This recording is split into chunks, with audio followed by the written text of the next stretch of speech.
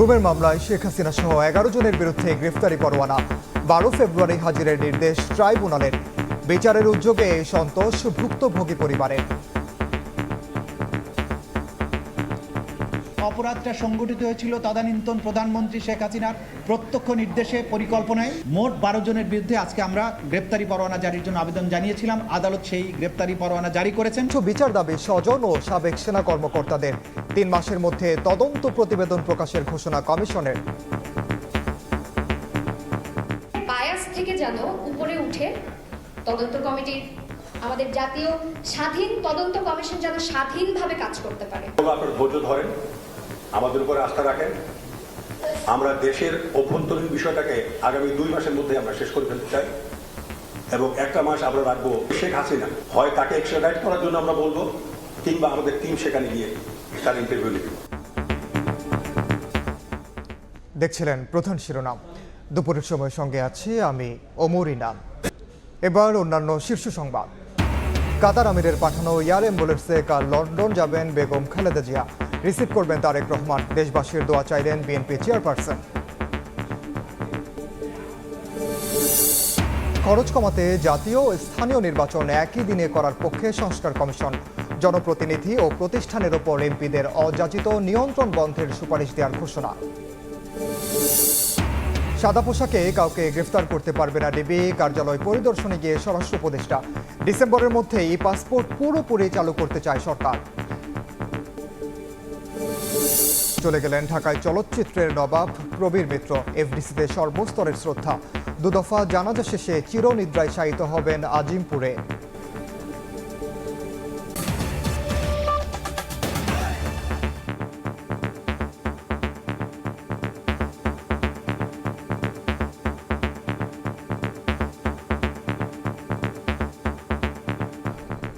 এবার গুমের মামলায় শেখ হাসিনা সহ 11 জনের বিরুদ্ধে গ্রেফতারি পরোয়ানা জারি করেছেন আন্তর্জাতিক অপরাধ ট্রাইব্যুনাল।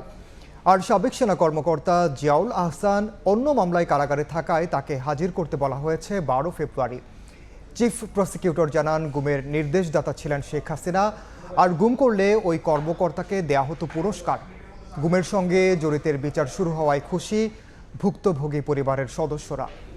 আফজল হোসেনের রিপোর্ট। বছরে সংঘটিত বিভিন্ন গুমের ঘটনায় নির্দেশদাতা হিসেবে সাবেক প্রধানমন্ত্রী শেখ হাসিনার সম্পৃক্ততার প্রমাণ পায় কমিশন। সংশ্লিষ্টতা পেয়েছে প্রতিবেশী দেশ ভারতেরও। গুম কমিশনের রিপোর্টে আরও বলা হয়, গুমের বেশিরভাগ ক্ষেত্রে র্যাব, ডিবি, সিটিটিসি, গোয়েন্দা সংস্থা ডিজিএফআই এবং এনএসআই প্রধান ভূমিকা পালন করে। 2009 থেকে 2024 আওয়ামী লীগের আমলে গুম করা হয় হাজারেরও বেশি মানুষকে। এর মধ্যে কেউ ফিরেছেন, কেউ হারিয়ে গেছেন চিরতরে। সোমবার গুম ও বিচার বহির্ভূত হত্যাকাণ্ডের মামলায় শেখ হাসিনা, তারিক আনাম সিদ্দিকী, বেনজির আহমেদ সহ এরকম 11 জনের বিরুদ্ধে গ্রেফতারি পরোয়ানা জারি করেন আন্তর্জাতিক অপরাধ ট্রাইব্যুনাল। সাবেক সেনা কর্মকর্তা জিয়াউল হাসানকে হাজির করতে বলা হয়েছে 12 ফেব্রুয়ারি। শুনানিতে চিফ প্রসিকিউটর বলেন, গুমে জড়িত কর্মকর্তাদের পুরস্কৃত করত শেখ হাসিনার সরকার। গোপন কারাগারে আটক রেখে নির্যাতন, হত্যা এবং তাদেরকে সমস্ত স্বাধীনতা বঞ্চিত করার যে অপরাধ, এটা আন্তর্জাতিক আইনে স্বীকৃত অপরাধ। সেই অপরাধটা সংগঠিত হয়েছিল তদানীন্তন প্রধানমন্ত্রী শেখ হাসিনার প্রত্যক্ষ নির্দেশে পরিকল্পনায়। সাবেক প্রধানমন্ত্রী শেখ হাসিনা, তার তদানীন্তন নিরাপত্তা উপদেষ্টা তারিক সিদ্দিকী, তদানীন্তন আইজিপি বেনজির আহমেদ সহ বিভিন্ন সংস্থার মোট 12 জনের বিরুদ্ধে আজকে আমরা গ্রেপ্তারি পরোয়ানা জারির জন্য আবেদন জানিয়েছিলাম। আদালত সেই গ্রেপ্তারি পরোয়ানা জারি করেছেন। এদিন বিশেষ ট্রাইব্যুনালে উপস্থিত ছিলেন গুম পরিবারের সদস্যরা। রাষ্ট্র বিচারের উদ্যোগ নেয় সন্তোষ প্রকাশ করেন তারা। 22 সালে যখন বলা হলো আমি গুম হয়েছি পুলিশের কাছে, তার একদিন পরেই আন্তর্জাতিক টিম আসলেন, ওখানে উনি বললেন আমি স্বেচ্ছায় গুম হয়েছি। পুরা মেকানিজমটাই ছিল দুর্বৃত্তি ভরা। আরমান যেদিন গুম হয় সেদিন 2 দিন আগে আমাকে বলে যে চাচা আমার বাসায় এসে তাকে আমাকে খোঁজ নিয়ে গিয়েছে। তারপর হঠাৎ করেই শুনলাম যে তাকে গুম করা হয়েছে। আইসিটি ট্রাইব্যুনালকে ধন্যবাদ জানাই এবং এই ব্যবস্থাটাকে ধন্যবাদ জানাই, কারণ এই অপেক্ষার আবেদনটা আমাদের কিন্তু বিগত 1 যুগেরও বেশি। 14 ডিসেম্বর পর্যন্ত গুমের ঘটনায় কমিশনে 1676টি অভিযোগ জমা পড়ে। এর মধ্যে 758 জনের অভিযোগ যাচাই বাছাই করা হয়েছে। আফজাল হোসেন, সময় সংবাদ, ঢাকা। বিডিআর বিদ্রোহ কোনো দাবি আদায়ের বিদ্রোহ ছিল না, দেশকে দুর্বল করার ষড়যন্ত্র ছিল বলে মন্তব্য করেছেন স্বাধীন তদন্ত কমিশনের প্রধান। জানান, স্বচ্ছভাবে তদন্ত করে 3 মাসের মধ্যে জনসম্মুখে প্রকাশ করা হবে পিলখানা হত্যাযজ্ঞের প্রতিবেদন। শেখ হাসিনাকেও আনা হবে জিজ্ঞাসাবাদের আওতায়। রাওয়া কনভেনশন সেন্টারে মতবিনিময় সভায় প্রকৃত ঘটনা উন্মোচন করে বিচার নিশ্চিতের দাবি জানান শহীদ পরিবারের সদস্যরা। ভয়ঙ্কর নির্যাতনের শিকার হয়ে বেঁচে ফেরেন 55 জন। এখনো বয়ে বেড়ানো দগদগ ক্ষত ক্ষোভের স্ফুলিঙ্গ হয়ে চোখে মুখে ফুটে ওঠে তাদের স্মৃতিচারণে। চরমভাবে নির্যাতিত করে রক্তাক্ত করলো এবং আমাকে গলা টিপে তারা হত্যা করছিল। সেই মৃত্যুর কাছ থেকে আমরা ফিরে এসেছি। এত বছর পর গেল ডিসেম্বরে গঠন করা হয়েছে 7 সদস্যের স্বাধীন তদন্ত কমিশন। কমিশনের সঙ্গে শহীদ পরিবারের সদস্যদের মতবিনিময় সভায় উঠে আসে নির্মমতার গল্প। সঠিক বিচার না হওয়ার আক্ষেপ নিয়ে দিন পার করছেন স্বজনহারারা। এটা শুধু আমার বাবা মার হত্যা না, এটা 57 মিলিটারি অফিসার্স হত্যা না, এটা বিডিআর ধ্বংসের হত্যা না, এটা সেনাবাহিনী ধ্বংসের হত্যা না, এটা বাংলাদেশের সভরেন্টি ধ্বংসের একটা বিষয়। একটা মানুষও তো প্রতিবাদ করলো না আমাদের বাবার হত্যার সময়। তখন তারা যদি প্রতিবাদ করতো, এতগুলো অফিসার তো আসলে নৃশংসভাবে হত্যাকাণ্ডে মারা যেত না। বিডিআর হত্যাকাণ্ডকে সার্বভৌমত্বের উপর আঘাত দাবি করে শহীদ পরিবারের স্বজনদের দাবি, সুষ্ঠু তদন্তের মাধ্যমে উন্মোচিত হোক প্রকৃত ঘটনা, বিচার হোক দোষীদের। তবে 7 সদস্যের কমিশনের মধ্যে একজনকে নিয়ে আপত্তি জানান তারা। বিডিআরের সদস্যদের দ্বারা এত বড় একটা ঘটনা পরিকল্পিতভাবে করা এবং এই জিনিসটা বাস্তবায়ন করা কোনোভাবে তাদের পক্ষে সম্ভব নয়। বিচার বিভাগের সাথে সে ইন্টারফেয়ার করে, যেখানে তার নিজের ভাইরা মারা গেছে, এই পার্সোনাল ক্ষেত থেকে এবং অমুক গরিব তাই তাকে আমি ছেড়ে দেই, এই ধরনের বায়াস থেকে যেন উপরে উঠে তদন্ত কমিটির, আমাদের জাতীয় স্বাধীন তদন্ত কমিশন যেন স্বাধীনভাবে কাজ করতে পারে। নিরপেক্ষভাবে কাজ করার কথা জানিয়ে কমিশনের সভাপতি বললেন, 3 মাসের মধ্যে প্রকাশ করা হবে তদন্ত প্রতিবেদন। আমাদের উপরে আস্থা রাখেন, আমরা দেশের অভ্যন্তরীণ বিষয়টাকে আগামী 2 মাসের মধ্যে আমরা শেষ করে ফেলতে চাই। এবং একটা মাস আমরা রাখবো যে আমরা যাদেরকে সন্দেহ করি, বিশেষ করে শেখ হাসিনা, তিনি ভারতে অবস্থান করছেন, আমরা চেষ্টা করব ফরেন মিনিস্ট্রির মাধ্যমে কিংবা ডাইরেক্টলি আমরা, যেটা আমাদের জন্য আইনগতভাবে সিদ্ধ, ভারতীয় হাইকমিশনের সঙ্গে আমরা যোগাযোগ করে হয় তাকে এক্সট্রাডাইট করার জন্য আমরা বলবো, কিংবা আমাদের টিম সেখানে গিয়ে তার ইন্টারভিউ নেবে। এ সময় পিলখানা হত্যায় ভারতের জড়িত থাকার অভিযোগ নিয়ে প্রমাণ দেওয়ার আহ্বান জানান কমিশন সভাপতি। সানবীর রূপল, সময় সংবাদ, ঢাকা। অবশেষে আগামীকাল রাত 10টায় উন্নত চিকিৎসার জন্য যুক্তরাজ্যের উদ্দেশ্যে রওনা দিচ্ছেন বিএনপি চেয়ারপারসন বেগম খালেদা জিয়া। কাতারের আমিরের পাঠানো এয়ার অ্যাম্বুলেন্সে করে ঢাকার বাসা থেকে লন্ডনের উদ্দেশ্যে যাত্রা করবেন তিনি। সঙ্গে থাকছেন তার মেডিকেল বোর্ডের 6 চিকিৎসক। লন্ডনের হিথ্রো বিমানবন্দরে তাকে রিসিভ করবেন তারেক রহমান ও তার পরিবার। যুক্তরাজ্যের লন্ডন ক্লিনিকে তার চিকিৎসার কথা রয়েছে। দেশবাসীর প্রতি কৃতজ্ঞতা জানিয়ে সবার কাছে সুস্থতার জন্য দোয়া চেয়েছেন সাবেক প্রধানমন্ত্রী বেগম খালেদা জিয়া। নানা জটিলতা ও বাধা পেরিয়ে অবশেষে উন্নত চিকিৎসার জন্য দেশের বাইরে যাচ্ছেন বিএনপি চেয়ারপারসন বেগম খালেদা জিয়া। শারীরিক অবস্থা স্থিতিশীল থাকায় মঙ্গলবার রাতে যুক্তরাজ্যের উদ্দেশ্যে রওনা হওয়ার কথা রয়েছে সাবেক এই প্রধানমন্ত্রীর। নানা রোগে আক্রান্ত বেগম জিয়ার উন্নত চিকিৎসার জন্য দাবি জানিয়ে এলেও তৎকালীন আওয়ামী লীগ সরকারের মন গলাতে পারেনি তার চিকিৎসক পরিবার ও দল। জুলাই অভ্যুত্থানে শেখ হাসিনা পালিয়ে গেলে বিদেশে যাওয়া নিয়ে আর কোনো বাধা না থাকায় লন্ডনে যেতে পারছেন সাবেক প্রধানমন্ত্রী বেগম জিয়া। সোমবার গুলশানে সংবাদ সম্মেলনে বিএনপি নেত্রীর লন্ডন যাত্রা নিয়ে বিস্তারিত তথ্য তুলে ধরেন তার ব্যক্তিগত চিকিৎসক AZM জাহিদ হোসেন। জানান, কাতারের আমিরের পাঠানো এয়ার অ্যাম্বুলেন্সে 7 তারিখ রাত 10টায় যুক্তরাজ্যের উদ্দেশ্যে রওনা দেবেন বেগম জিয়া। সঙ্গে থাকবেন মেডিকেল বোর্ডের 6 জন চিকিৎসক। 7 জানুয়ারি ইনশাল্লাহ রাত 10টায় কাতার আমিরাতসের আমিরের স্পেশাল এয়ার অ্যাম্বুলেন্সে ইনশাল্লাহ উনি যাবেন। এয়ার অ্যাম্বুলেন্সের যে চিকিৎসা দেওয়ার জন্য কাতার আমির রয়্যাল এয়ার অ্যাম্বুলেন্স যেটা, ওটার 4 জন চিকিৎসক এবং তাদের চিকিৎসকদের সহকারী, অর্থাৎ এটি বলে প্যারামেডিক্স, ওনারা থাকবেন। লন্ডনে হিথ্রো বিমানবন্দরে বিএনপি নেত্রীকে রিসিভ করবেন তার বড় ছেলে দলের ভারপ্রাপ্ত চেয়ারম্যান তারেক রহমান। 8 বছর পর দেখা হবে মা ছেলের। এরপর ভর্তি হবেন যুক্তরাজ্যের লন্ডন ক্লিনিকে। জাহিদ হোসেন জানান, বিএনপি নেত্রীর লিভার ট্রান্সপ্লান্টের বিষয়ে সিদ্ধান্ত নেবেন সেখানকার চিকিৎসকরাই। এর ওপরই নির্ভর করবে চিকিৎসার জন্য পরবর্তীতে যুক্তরাষ্ট্রে তিনি যেতে পারবেন কিনা। লন্ডন ক্লিনিক বলে একটা অনেক পুরনো হসপিটাল আছে এবং সেই হসপিটালে, এটাও NHS-এর অধীনই একটা হসপিটাল, ওখানে ওনাকে ভর্তি করা হবে। উনি এয়ারপোর্ট থেকে সরাসরি ওখানে যাবেন এবং ওখানে ইনশাল্লাহ আমাদের দলের ভারপ্রাপ্ত চেয়ারম্যান জনাব তারেক রহমান, ডক্টর জুবাইদা রহমান, ওনার সহধর্মিনী, ওনারা এবং ওনাকে হয়তো এয়ারপোর্টে রিসিভ করবেন। এবং বিএনপি নেত্রী বেগম জিয়া দেশবাসীর কাছে কৃতজ্ঞতা প্রকাশ করে তার সুস্থতার জন্য দোয়া চেয়েছেন বলেও জানান তার ব্যক্তিগত চিকিৎসক। লিভার সিরোসিস সহ নানা রোগে ভুগছেন বেগম খালেদা জিয়া। 2018 সালে দুর্নীতির মামলায় কারাবন্দী হওয়ার পর 2020 সালের 25শে মার্চ জামিনে মুক্ত হলেও 5 আগস্ট পর্যন্ত এক প্রকার গৃহবন্দী ছিলেন সাবেক প্রধানমন্ত্রী বেগম খালেদা জিয়া। আহমেদ সালেহিন, সময় সংবাদ, ঢাকা। খরচ কমাতে একই দিনে জাতীয় স্থানীয় নির্বাচন করার পক্ষে স্থানীয় সরকার কমিশন।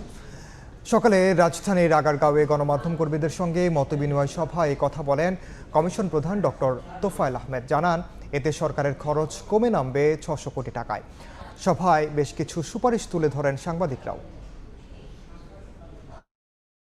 রাষ্ট্র সংস্কারের অংশ হিসেবে 16টি কমিশন গঠন করে অন্তর্বর্তী সরকার। এর মধ্যে অন্যতম স্থানীয় সরকার সংস্কার কমিশন। সোমবার রাজধানীর স্থানীয় সরকার ইনস্টিটিউটে সংবাদকর্মীদের সঙ্গে বসেন তোফায়েল আহমেদ নেতৃত্বাধীন এই কমিশন। এতে স্থানীয় ভোট দলীয় প্রতীকে না করা, না ভোটের বিধান রাখা, সংসদ সদস্যদের স্থানীয় সরকারের ভোটে হস্তক্ষেপ না করা, নারী প্রতিনিধিদের ক্ষমতায়ন বাড়ানো সহ বেশ কিছু সুপারিশ তুলে ধরেন সাংবাদিকরা। এরপর নিজেদের মতামত তুলে ধরেন কমিশন প্রধান। জানান, জাতীয় এবং স্থানীয় সরকার নির্বাচন একসাথে করার পক্ষে তারা। লোকাল গভর্নমেন্ট সিস্টেম নাই, সিস্টেমে আনতে হবে। সিস্টেমে আনতে গেলে নির্বাচন একরকম হওয়া লাগবে। এখন জেলার একরকম নির্বাচন, উপজেলার একরকম নির্বাচন, ইউনিয়ন একরকম নির্বাচন, এটা তো করা সঙ্গত না। তখন কিন্তু একটা সিস্টেমের প্রশ্ন আসবে। এই সিস্টেমের প্রশ্ন আসলে যেসব সহজ হবে যদি সংসদীয় পদ্ধতিতে হয়। স্থানীয় সরকারের প্রতিষ্ঠান ও জনপ্রতিনিধিদের কাজের উপর এমপিরা যাতে অযাচিত নিয়ন্ত্রণ করতে না পারেন সে বিষয়ে সুপারিশ করা হবে বলেও জানান তোফায়েল আহমেদ। মিনিস্ট্রিগুলো থেকে সার্কুলারগুলো আসে লোকাল গভর্নমেন্টের বিভিন্ন ডেভেলপমেন্টে, ওখানেও কিন্তু একটা লাইন জুড়ে দেওয়া হয় এমপি সাহেবের পরামর্শ করিবেন বা শুনিবেন, এরকম কথা আছে বলা। এগুলো থাকা চলবে না, কারণ এটা আইন, এটা তো এক ধরনের আইনের ফোর্স হয়ে যাচ্ছে যখন একটা সার্কুলারে থাকে। এছাড়া স্থানীয় সরকারের পার্বত্য জেলাগুলোর ভূমিকা নিয়ে সংস্কারের প্রস্তাব নিয়ে ভাবছে স্থানীয় সরকার সংস্কার কমিশন। শুধু লোকাল গভর্নমেন্ট টাকা দিয়ে চলে না। কাউসারা চৌধুরী, কুমু, সময় সংবাদ, ঢাকা। এখন থেকে সাদা পোশাকে আর কাউকে গ্রেফতার করা যাবে না। থাকতে হবে জ্যাকেট, দেখাতে হবে আইডি কার্ড। ঢাকা মহানগর গোয়েন্দা পুলিশ কার্যালয় পরিদর্শন শেষে কথা জানিয়েছেন স্বরাষ্ট্র উপদেষ্টা জাহাঙ্গীর আলম চৌধুরী। ডিবি কার্যালয় সহ দেশের কোথাও আয়নাঘর কিংবা ভাতের হোটেল থাকবে না বলেও আবারও স্পষ্ট করেন তিনি। এর আগে আগারগাঁওয়ে পাসপোর্ট অধিদপ্তর পরিদর্শন শেষে স্বরাষ্ট্র উপদেষ্টা জানান, চলতি বছর সব পাসপোর্ট ই পাসপোর্টে রূপান্তরের চেষ্টা চলছে। সোমবার ঢাকা মহানগর গোয়েন্দা পুলিশ কার্যালয় পরিদর্শন শেষে সাংবাদিকদের মুখোমুখি হন স্বরাষ্ট্র উপদেষ্টা। প্রশ্নের জবাবে বলেন, এখন থেকে সাদা পোশাকে আর কাউকে গ্রেফতার করা যাবে না। ডিবিদের ক্ষেত্রে এইও বলা হয়েছে যে এরা সিভিল ড্রেসে কাউরে অ্যারেস্টও করবে না, তাদের জ্যাকেট অবশ্যই পরিধান করতে হবে, তাদের আইডি কার্ড শো করতে হবে। ডিবি কার্যালয় সহ দেশের কোথাও আয়নাঘর কিংবা ভাতের হোটেল থাকবে না বলেও স্পষ্ট করেন উপদেষ্টা। আয়নাঘর বলতে কোনো কিছু থাকবে না, এখানে কোনো ভাতের হোটেলও থাকবে না। মিয়ানমার থেকে কিন্তু মাদকও কিন্তু প্রচুর আসে, এরও কিন্তু খুব, হয়তো বদি একা ধরা পড়ছে, বাট বদি বাহিনী ওখানে অনেক রয়ে গেছে। আমরা দুজনের সাথে যোগাযোগ রাখছি যে আমাদের বর্ডার যেন শান্ত থাকে এবং আমাদের যেন কোনো রকমের কোনো অসুবিধা হয় না, এই ব্যাপারে আমরা পুরাটা সজাগ আছি। এদিকে আগারগাঁওয়ে পাসপোর্ট ও বহিরাগমন অধিদপ্তর পরিদর্শন করে স্বরাষ্ট্র উপদেষ্টা বলেন, বাংলাদেশে অবস্থানরত অবৈধ বাসিন্দাদের বিষয়ে 31 জানুয়ারির পর আইনি ব্যবস্থা নেওয়া হবে। এছাড়া চলতি বছর সব পাসপোর্ট ই পাসপোর্টে রূপান্তরের চেষ্টা চলছে বলেও জানান তিনি। এই প্রতিষ্ঠানে আগে যে পরিমাণ দুর্নীতি হতো এই দিদি আসার পর অনেকটা কমছে, বাট এইটারে আরও কমে আনতে হবে। ডিসেম্বর এই বছরের ভিতরে সব আমরা ইলেকট্রনিক পাসপোর্টের ভিতরে যাব। যাদের কোনো ভিসা নেই, ভিসা ছাড়া কিন্তু আমাদের দেশে তারা থাকতেছে এবং চাকরি বাকরি করতেছে, তাদের ক্ষেত্রে 31শে জানুয়ারির ভিতরে তাদের আইনগত ব্যবস্থা নিব। আর এখনও যারা ধরেন যে যারা ভিসা ব্যতীত যারা আছে, যারা যদি ধরা পড়ে তারা আমরা বিদেশে পাঠাই দিব। রোহিঙ্গারা যাতে বাংলাদেশের পাসপোর্ট ব্যবহারের সুযোগ না পায় সেজন্য কাজ চলছে বলেও জানান স্বরাষ্ট্র উপদেষ্টা। আল আমিন তুষার, সময় সংবাদ, ঢাকা। দুপুরের সময় আরও থাকছে। চট্টগ্রাম আদালত থেকে 1911টি মামলার নথি গায়েব, থানায় ডায়েরি, আইনজীবীদের উদ্বেগ। মূল কপি থাকায় বিচার কাজে সমস্যা হবে না, দাবি সরকারি কৌঁসুলি।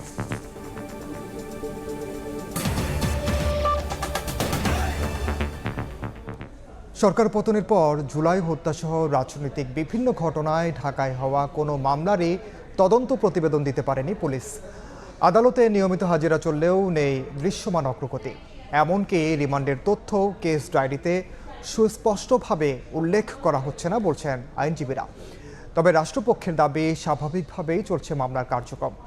আর অভ্যুত্থানকারীরা বলছেন মামলা বাণিজ্য ও বিচারহীনতার সংস্কৃতির পুনরাবৃত্তি দেখতে চান না তারা। আমান নবীর রিপোর্ট। নিয়ে প্রশ্ন তুলেছেন আইনজীবীরা। আমাদের জানা মতে একটা আসামিও 164 ধারা জবানবন্দিতে তা এই ঘটনা স্বীকার করে জবানবন্দি দিয়েছে এরকম তথ্য আমাদের কাছে নাই। আবার এই যে রিমান্ড চলছে, গ্রেপ্তার চলছে, দেখানো চলছে, এগুলো যা আছে একটা রুটিন কাজ।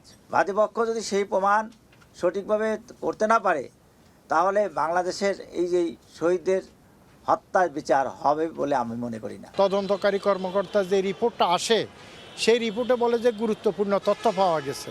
কি তথ্য পাওয়া গেছে এই ধরনের কোনো ব্যাখ্যা উনার এই রিপোর্টের মধ্যে কোথাও নাই।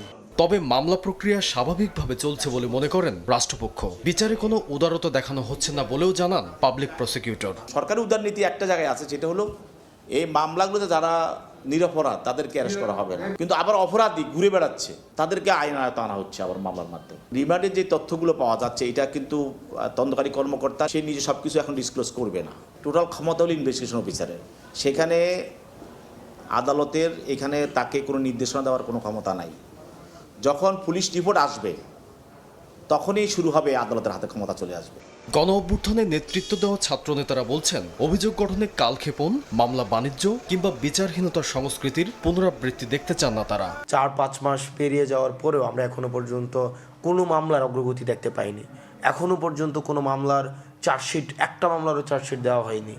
সেটা অত্যন্ত দুঃখজনক যে আমরা সুবিচার নিশ্চিতের জন্য যে লড়াই সংগ্রাম করছি সেখানে শুধুমাত্র মামলা হওয়ার জন্য মামলা হওয়া আর একটি সুবিচার নিশ্চিত হওয়ার জন্য মামলা হওয়া দুইটির মধ্যে পার্থক্য রয়েছে। আমরা আমাদের জায়গা থেকে আহ্বান থাকবে যে এই মামলার কোনো মেরিট নাই সেই মামলা যেন দায়ের করা না হয়। অন্যদিকে যে মামলাগুলো হচ্ছে মেরিট বেসড যেই ধরনের মামলাগুলো রয়েছে সেই মামলাগুলোর আমরা দ্রুততম সময়ে সেগুলোর হচ্ছে আমরা সুবিচার নিশ্চিত দেখতে চাই। ন্যায় বিচার প্রতিষ্ঠায় অন্তর্বর্তীকালীন সরকার সহ সংশ্লিষ্ট সকলে যথাযথ উদ্যোগ নেওয়ার আহ্বান এই ছাত্রনেতার। সাধারণ মানুষের ম্যান্ডেট নিয়ে গণঅভ্যুত্থান হয়েছে। আমান নবী, সময় সংবাদ, ঢাকা। চট্টগ্রামে আদালত থেকে গায়েব হয়ে গেছে 1911টি মামলার নথি। হত্যা ও বিস্ফোরকের এসব নথি গায়েব হলেও বিচারিক কাজে কোনো সমস্যা হবে না দাবি করেছেন পাবলিক প্রসিকিউটর। আইনজীবী নেতারা বলছেন এটি ভবিষ্যতের জন্য অশনি সংকেত। নথি গায়েবের ঘটনায় কোতোয়ালি থানায় সাধারণ ডায়েরি করা হয়েছে। নুরজামান আতিকের ক্যামেরায় শফিকুল আলমের রিপোর্ট। চট্টগ্রাম মহানগর পিপির কার্যালয়ের সামনে ছিল বস্তা ভর্তি 1911টি মামলার নথি, যা গায়েব হয়ে যায় আদালতের শীতকালীন অবকাশকালীন ছুটি 13 ডিসেম্বর থেকে 31 ডিসেম্বরের মধ্যে। হারিয়ে যাওয়া নথির মধ্যে রয়েছে হত্যা, মাদক, চোরাচালান, বিস্ফোরক সহ বিভিন্ন মামলার নথি। মহানগর পিপি বলছেন নথিগুলো মামলার মূল কপি নয়, ফটোকপি। বিচারের কাজে কোনো সমস্যা হবে না। এটা মামলার মূল নথি নয়, মামলার উপনথি, এগুলো ফটোকপি। 12-24 ইংরেজি তারিখে আমরা অবকাশকালীন ছুটিতে যাই, 1 তারিখে খুলছে। খোলার পরে আমি দেখলাম যে এখানে কিছু ড্যাম্পিং অবস্থায় যে কিছু নথিপত্র পড়েছিল এগুলো নেই। আমি খোঁজখবর নিয়ে দেখলাম যে এগুলো বহু পুরনো কিছু নথি।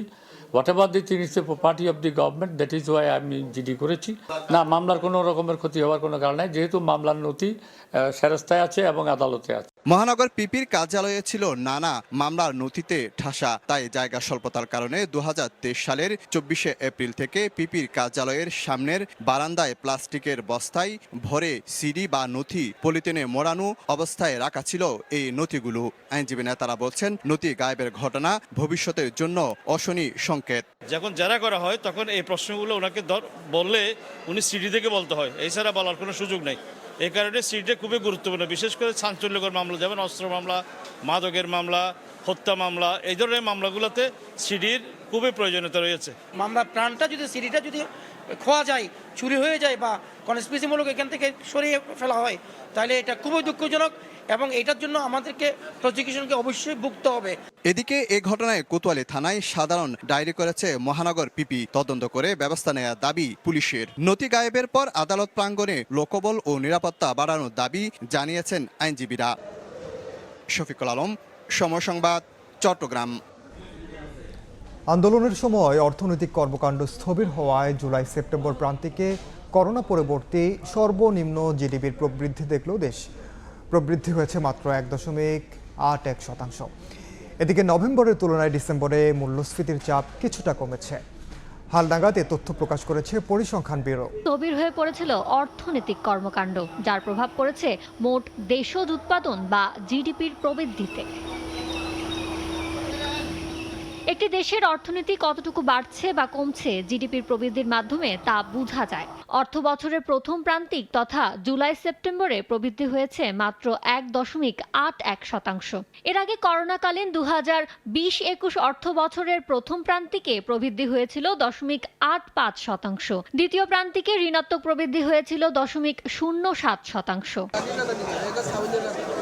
কোনো দেশে যদি উচ্চ মূল্যস্ফীতি বা জীবনযাত্রার ব্যয় অনেক বেড়ে যায় তখন জিডিপিতে এর প্রভাব পড়ে। তবে কিছুটা আশার খবর হলো ডিসেম্বরে মূল্যস্ফীতি নভেম্বরের তুলনায় খানিকটা কমে 11%-এর নিচে নেমে গেছে, আর খাদ্য মূল্যস্ফীতি 13%-এর নিচে।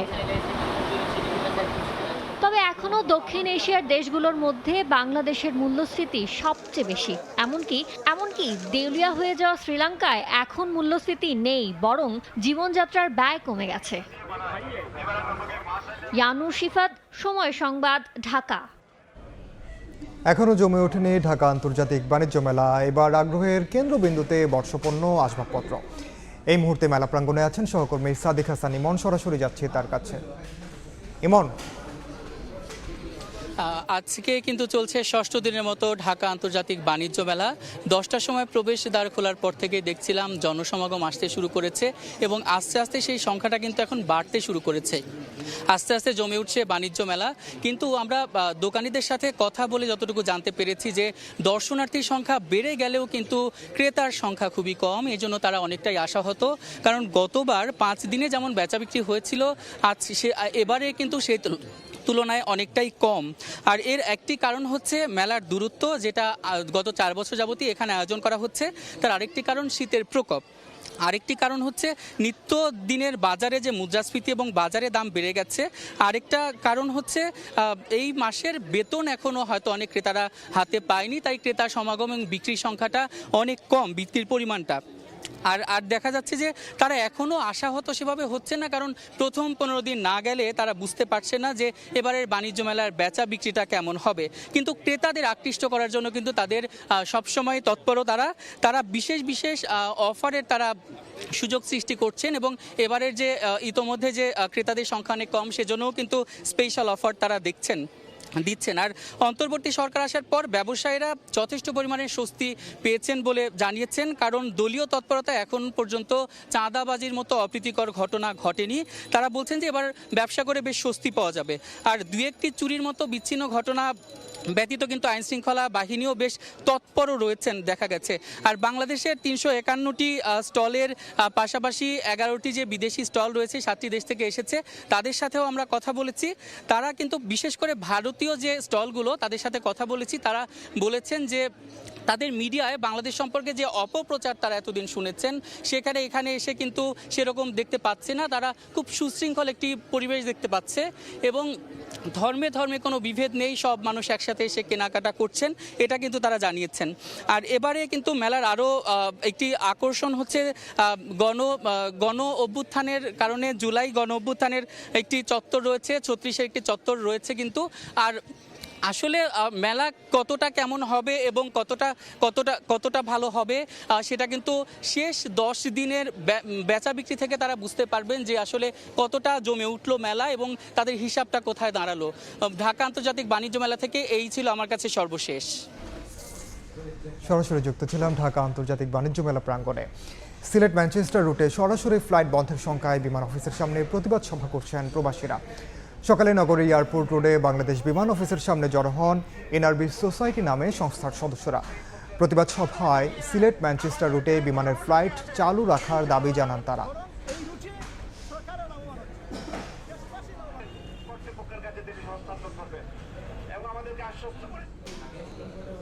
বনানী সদর দপ্তরে নৌবাহিনীর প্রধান অ্যাডমিরাল এম নাজমুল হাসানের সঙ্গে সৌজন্য সাক্ষাৎ করেছেন কাতারের নৌপ্রধান staff major general Abdullah Hasan MA. Al সুলাইতি।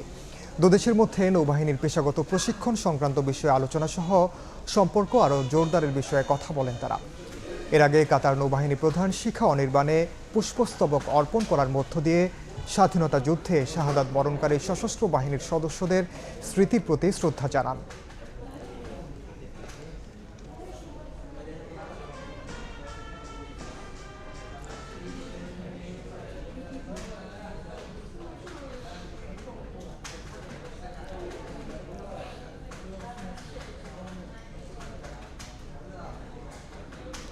জানাবো দেশের বাইরের খবর।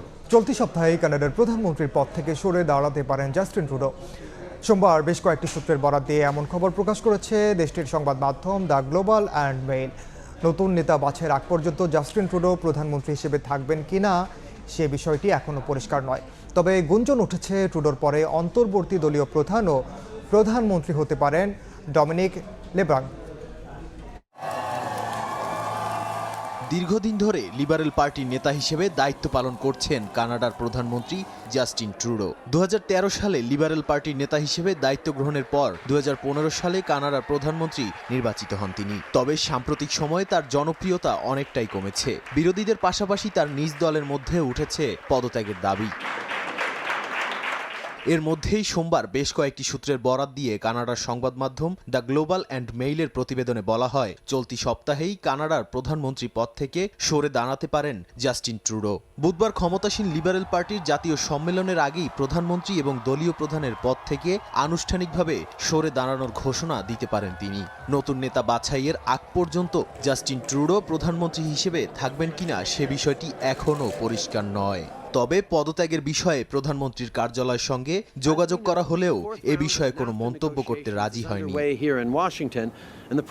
এদিকে ট্রাম্পের বাড়তি শুল্ক আরোপের হুঁশিয়ারির পর ট্রুডো সরকারের উপর আরও চাপ সৃষ্টি হয়েছে। কিছু রাজনৈতিক বিশ্লেষক মনে করেন বর্তমান রাজনৈতিক অস্থিরতা এবং ট্রুডোর পদত্যাগের পর অন্তর্বর্তীকালীন সরকারের জন্য নতুন নেতা নির্বাচন করা হতে পারে। এর মধ্যেই গুঞ্জন উঠেছে অন্তর্বর্তী সরকারের প্রধানমন্ত্রী এবং দলটির ভারপ্রাপ্ত প্রধান হিসেবে স্থলাভিষিক্ত হওয়ার সম্ভাবনা রয়েছে ট্রুডোর পরম মিত্র দেশটির অর্থমন্ত্রী ডমিনিক লেব্লাঙ্কের। নাদিম মারজান, সময় সংবাদ।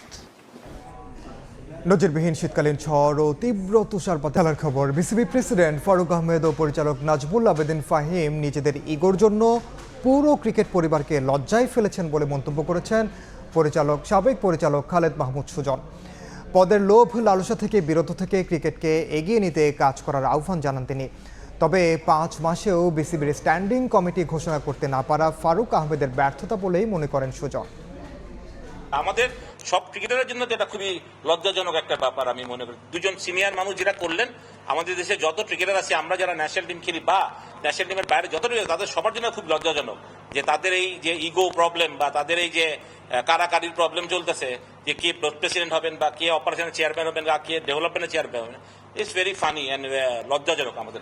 উনি যদি মনে করেন যে উনি তার সম্মান পাচ্ছেন না, উনি ওনার দায়িত্ব বুঝে পাচ্ছেন না, ওনার এত সমস্যা নেই, ফারুক ভাইয়ের সাথে ডাইরেক্ট কথা বলবেন 1-to-1। এটা তো পাবলিককে বড় দরকার নেই, স্ট্রেট অ্যাওয়ে রিজাইন করবেন, বলবেন আমি বিপিএলের সাথে, যেটা আমি জানি না। শুরু হয়েছে বিপিএল সিলেট পর্ব। রংপুরের বিপক্ষে টস হেরে ব্যাট করছে সিলেট স্ট্রাইকার্স। এই মুহূর্তে সিলেট আন্তর্জাতিক ক্রিকেট স্টেডিয়ামে আছেন সহকর্মী তারেক হাসান শিমুল। সরাসরি যাচ্ছে তার কাছে। শিমুল, বিপিএল এর ম্যাচ চলছে স্বাগতিক সিলেট এবং কি রংপুর রাইডার্সের বিপক্ষে। এই ম্যাচটা নিয়ে কথা বলবো তার আগে একটু বলতে চাই যে সাম্প্রতিক ইস্যু নিয়ে ক্রিকেটের যেটা আসলে গতকালকে গণমাধ্যমে সামনে এসেছে, সেটি হচ্ছে নাজমুল আবেদিন ফাহিম এবং কি সভাপতি যিনি রয়েছেন ফারুক আহমেদ, তাদের দুজনের যে দ্বন্দ্বের বিষয়টি। 5 আগস্ট পরবর্তী ক্রিকেট বোর্ডের যে পরিবর্তন আসে সেখানে কিন্তু দুইজন পরিচালক যারা আসলে 5 আগস্টের কিংবা জুলাই বিপ্লবের স্পিরিটকে ধারণ করে আসলে বোর্ডে এসেছেন, তাদের যে প্রতিশ্রুতি কিংবা তারা বোর্ডে আসার আগেও এবং কি বোর্ডে এসেও যেটা বলছিলেন যে একসাথে পথ চলে বাংলাদেশের ক্রিকেটকে এগিয়ে নেয়, কিন্তু 3 থেকে 4 মাস অতিক্রম হওয়ার পরেই কিন্তু আসলে দেখা যাচ্ছে যে দুই বোর্ডের শীর্ষকর্তার মধ্যে কিন্তু মতের অমিল এবং কি দ্বন্দ্ব, যে বিষয়টি একেবারে গণমাধ্যমে সরাসরি আসার পরে কিন্তু যেটি একেবারে বাজেভাবে উপস্থাপন হয়েছে এবং কি এ বিষয়ে কিন্তু প্রতিক্রিয়া জানিয়েছেন সাবেক পরিচালক খালেদ মাহমুদ সুজন। তিনি বিপিএল এ কাজ করছেন ঢাকা ক্যাপিটালসের হয়ে। তিনি আসলে ঢাকার হয়ে কথা বলছিলেন, তখন গণমাধ্যমের আসলে প্রশ্নের প্রেক্ষিতে উত্তরটি আসলে তিনি দিয়েছেন অনেকটা এমন ভাবে যে আসলে দুই পক্ষের যে বিষয়টা যতটুকুই হোক কথার অমিল কিংবা মতের অমিল থাকতে পারে, সেটা কিন্তু আসলে লজ্জার বিষয় হয়ে দাঁড়ায় যখন এভাবে গণমাধ্যমে আসে। তবে যদি বিপিএল নিয়ে বলি, সেখানে কিন্তু আসলে বলতেই হয় সিলেট তাদের প্রথম ম্যাচে যেভাবে হেরেছে তারপরে কিন্তু দুর্দান্তভাবে আসলে কামব্যাক করার চেষ্টা করছে এবং কি ব্যাটিংটা যদি এখন পর্যন্ত দেখি তারা কিন্তু দারুণ ব্যাটিং করছে। স্বাগতিক ক্রাউডদের যে উত্তেজনা উন্মাদনা সেটা কিন্তু তাদের পক্ষে কথা বলছে এবং কি সেটাকে কিন্তু আসলে তারা পুঁজি করে কিন্তু দারুণভাবে কিন্তু রংপুরকে ভালোই আসলে ট্যাকেল দিয়ে আসছে এবং কি বড় একটা টোটালের দিকে কিন্তু যাচ্ছে সিলেট স্ট্রাইকার্স। এবং এই যেই আসলে ম্যাচটার কথা যদি বলি, পাশাপাশি দর্শকদের কথা বলি, ঢাকায় যেমন দেখেছি দর্শকদের উন্মাদনা, একইভাবে কিন্তু সিলেটেও দর্শক উন্মাদনা ব্যাপক রয়েছে। আজকে এই দুপুরের ম্যাচ, তারপরও কিন্তু স্বাগতিক টিমকে আসলে সমর্থন দিতে মানে বলা চলেছে যে 18,000 দর্শক ধারণ ক্ষমতা রয়েছে, সেই দর্শক ধারণ ক্ষমতার গ্যালারি কিন্তু একেবারে জমপ্যাক হয়ে গেছে। তো জমজমাট ম্যাচ হচ্ছে। এই ছিল আমার কাছে সিলেট থেকে সবশেষ খবর।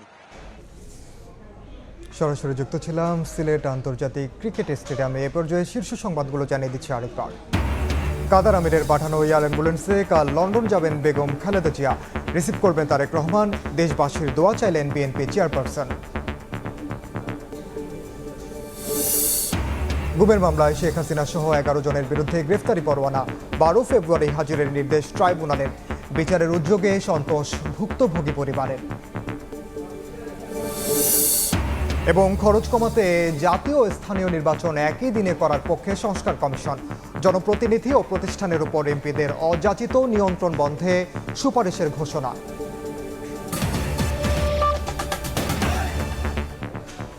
এই ছিল দুপুরের সময়। সঙ্গে থাকুন সময়ে।